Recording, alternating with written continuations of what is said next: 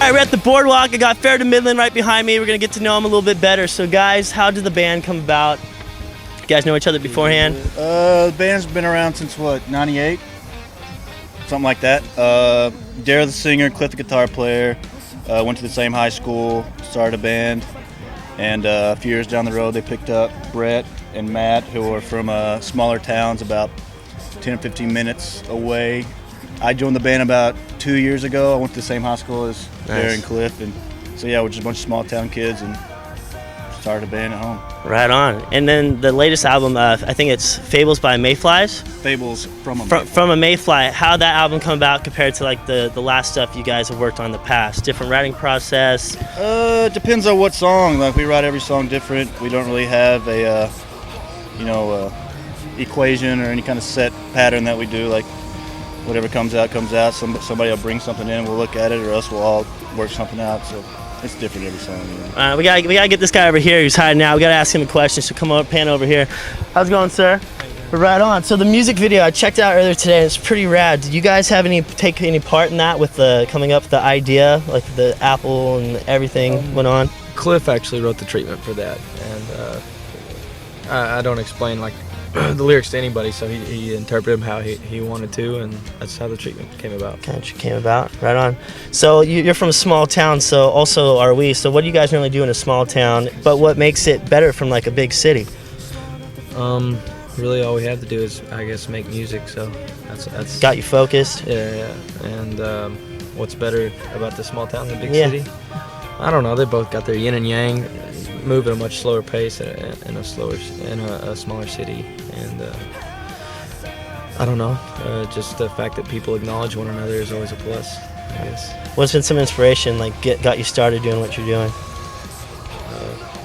You name it, to some extent it's inspired each one of us. I wouldn't even know where to begin. I can't like reduce it to like a handful of things. Right on. All right, well, you have fun smoking. What kind of cigarette is that, by the way? Camel Turkish Gold. Oh, man. Oh, bad on the lungs. I've had so many today. So, also, what kind of music you guys listen to? It kind of maybe helped inspire some of the stuff musically, or did you guys, I don't know, what you guys listen to in the studio? It's weird. You could probably get a completely different answer from every member of the band. Like, we don't really necessarily all listen to the same thing ever.